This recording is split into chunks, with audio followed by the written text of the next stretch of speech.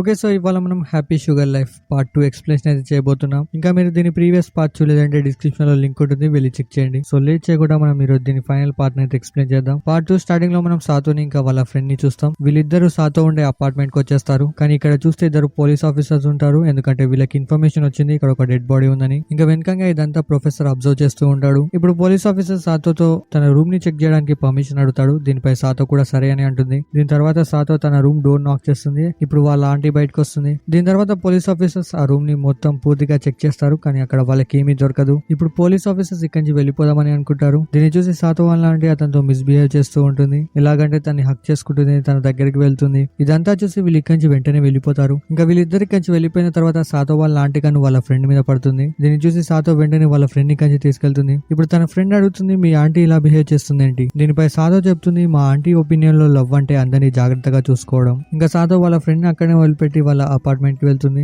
ఇక్కడ ప్రొఫెసర్ ఉంటారు, తనకి వార్నింగ్ చేస్తుంది, నువ్వు ఇంకోసారి ఇలా చేసావంటే నీ ఫ్యామిలీకి నీ గురించి చెప్తానని. ఇక దీని తర్వాత సాతో తన రూమ్ లోకి వెళ్ళకుండా తన పైన అపార్ట్మెంట్ లోకి వెళ్తుంది. ఈ రూమ్ నెంబర్ వచ్చేసి 1208. ఇంకా తన ఈ రూమ్ ఓపెన్ చేస్తే అక్కడ షూకో ఉంటుంది. ఇంకా సాతో షూకోని చూడగానే తన బాధలన్నీ మర్చిపోతుంది. సో ఇప్పుడు మనం ఈ రూమ్ గురించి తెలుసుకుందాం. ఈ రూమ్ అసలు ఈ అపార్ట్మెంట్ ఓనర్. ఒకసారి సాతో బై మిస్టేక్ వర్షంలో తడిచిపోయి ఈ రూమ్ లోకి వస్తుంది.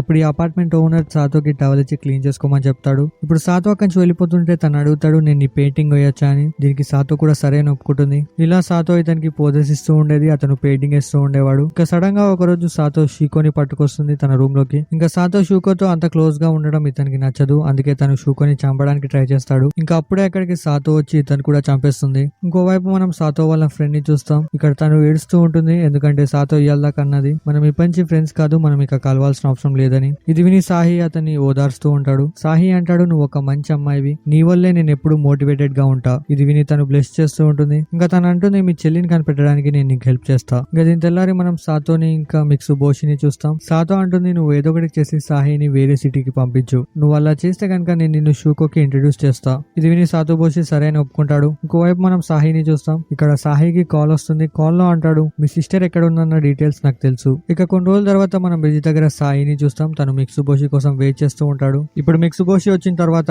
సాయి అడుగుతాడు, నీకు షియో గురించి అసలు ఎలా తెలుసు?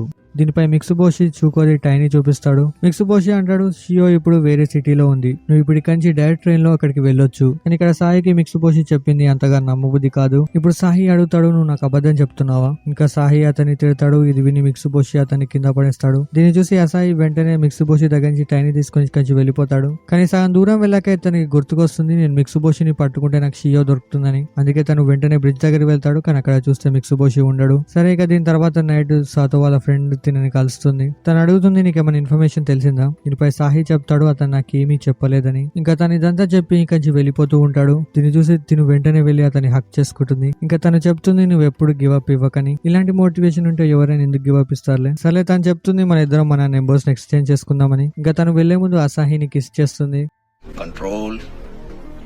ఇంకోవైపు మనం మిక్సుబోషిని చూస్తాం. తను సాతోకి ఫోన్ చేస్తాడు. తను చెప్తాడు, అసాహి నేను చెప్పింది నమ్మాడో లేదో నాకు తెలీదు. ఇంకా తను ఇలాగే మాట్లాడుకుంటూ ముందు వెళ్తూ ఉంటాడు. వెనకాల చూస్తే అతను ఎవరో ఫాలో చేస్తూ ఉంటారు. దీని తర్వాత మనం అసాహిని చూస్తాం. తను వేరే సిటీకి వెళ్తూ ఉంటాడు. దీన్ని చూసి సాతో కొంచెం రిలాక్స్ అవుతుంది. ఇక ఈ సంతోషంలో సాతో షియోకి కప్ కేక్స్ తీసుకెళ్తుంది. ఇక వీళ్ళ ఇంటి దగ్గర వీటిని తిని ఎంజాయ్ చేస్తూ ఉంటారు. ఇప్పుడు షియో అంటుంది, ఇలాగే నాకు ఫ్యూచర్ లో కూడా నీ చేతితో చేసిన కప్ కేక్స్ తినాలని ఉంది. ఇది వినగానే సాతో ఒకటేసారి ఫ్యూచర్ గురించి ఆలోచిస్తుంది. తను అంటుంది, మనం పెళ్లి చేసుకుందామా? ఇది సాతో తనకి వెడ్డింగ్ రింగ్స్ ని చూపిస్తుంది. ఇలా వీళ్ళు సంతోషంగా నవ్వుతూ రూమ్ బయటకు వచ్చేస్తారు. అండ్ అప్పుడే అక్కడికి షీకో వస్తుంది. ఇక తను వచ్చి రాగానే వీళ్ళిద్దరి ఫొటోస్ తీస్తుంది. దీన్ని చూసి సాతో వెంటనే తనని రూమ్ లోకి తీసుకెళ్తుంది. తను అడుగుతుంది, ఈ ఫోన్ పాస్వర్డ్ చెప్పు. ఇక్కడ షీకో అంటుంది, నువ్వు అంటే నాకు ఇష్టం, నేను దీని గురించి ఎవరికి చెప్పను. ఇంకా తను సాతోని హక్ చేసుకుని అక్కడి నుంచి వెళ్ళిపోతుంది. కానీ సాతోకేమో షియో మీద అంతగా నమ్మకం లేదు, సో ఆమెను కూడా చంపేస్తుంది. ఇంకోవైపు మనం అసాయిని చూస్తాం. తనకు ఆల్రెడీ ఫోటో వచ్చేస్తుంటుంది. ఇప్పుడు మనం షియోది పాస్ట్ ని చూస్తాం. పాస్ట్ లో వాళ్ళ అమ్మని వాళ్ళ డాడీ ఎప్పుడు కొట్టేవాడు, దానివల్ల వాళ్ళ అమ్మ ఎప్పుడు డిప్రెస్ గా ఉండేది.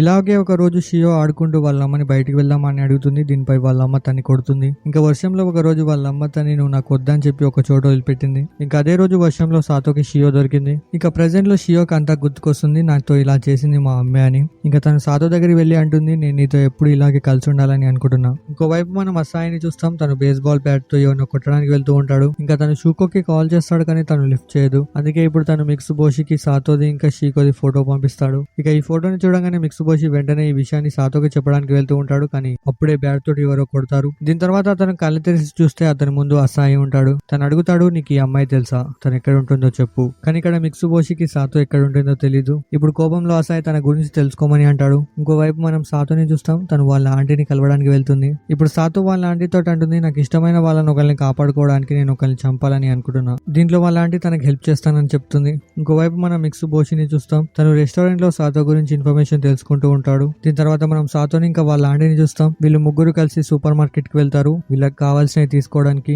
ఇంకా సాతో తనకి ఇంకా షియోకి పాస్పోర్ట్స్ తీసుకుంటుంది. ఇంకా తన ఫోన్ ఒక ట్రక్ మీద పడేస్తుంది, ఎవరు ట్రాక్ చేయలేకుండా. ఇంకోవైపు మనం అసాయిని చూస్తాం. తను ఇక్కడ మిక్సుబోషి కోసం వెయిట్ చేస్తూ ఉంటాడు. కానీ మిక్సుబోషి ఏమో ఇక్కడ సాతో ఉండే రూమ్ కి వచ్చేస్తాడు. ఇక్కడ తను డోర్ నాక్ చేస్తాడు, కానీ ఎవరో ఆన్సర్ చేయరు. అందుకే లోపలికి వెళ్తాడు. ఇలా భయంగా తను వెళ్తుంటే ఒకటేసారి వాళ్ళ ఆంటీ ఎదురవుతుంది. ఇంకోవైపు సాతో ఇంకా షియోనేమో మ్యారేజ్ చేసుకుంటారు. ఇంకా ఒకరినొకరిని కిస్ చేసుకుంటారు. ఇక్కడ మిక్సుబోషినేమో ఆంటీ సెక్సువల్ గా అబ్యూస్ చేస్తూ ఉంటుంది. సరే ఇక సాతో అన్ని ఏర్పాట్లు చేసుకుంటుంది ఇక్కడి నుంచి వెళ్ళిపోవడానికి. ఇక్కడ మిక్సుబోషినేమో వాళ్ళ ఆంటీ కట్టేసి ఉంటుంది. తను ఎలాగో అలా చేసి అసాయితో మాట్లాడతాడు. ఇంకా తన ఈ ప్లేస్ కి సంబంధించిన అడ్రస్ ని అతనికి పంపిస్తాడు. ఇంకోవైపు ఆంటీ ఏమో పైన ఫ్లోర్ ని మొత్తం కాలపెడుతుంది. ఇంకా కింద సాతో వెళ్తుంటే అప్పుడే వీళ్ళ ముంగడికి అసాయి వస్తాడు. దీన్ని చూసి సాతో వెంటనే షియోని టాప్ ఫ్లోర్ కి తీసుకెళ్తుంది. ఇంకా వీళ్ళిద్దరిని వెతుక్కుంటూ అసాయి కూడా ఇక్కడికి వచ్చేస్తాడు. ఇక తను వచ్చి రాగానే సాతోని కొడతాడు. ఇంకా షియోతో అంటాడు, పద మనం మన ఇంటికి వెళ్దాం. ఇది విని షియో అంటుంది, నేను రాను, నేను సాతోతోటే ఉంటాను. ఇంకా షియో వాళ్ళ అమ్మని తిడుతూ ఉంటుంది. ఇది విని అసాయి అంటాడు, అమ్మ మన ఇద్దరిని కాపాడడానికి నాన్న తినే తిండిలో విషం కలిపి చంపేసింది. ఇంకా తను మన ఇద్దరిని కాపాడుకోవడానికి ఇదంతా చేసింది. కానీ ఇక్కడ అసాయి ఎంత చెప్పినా షియో వినదు. ఇంకా తను సాతోనే కాపాడుతూ ఉంటుంది.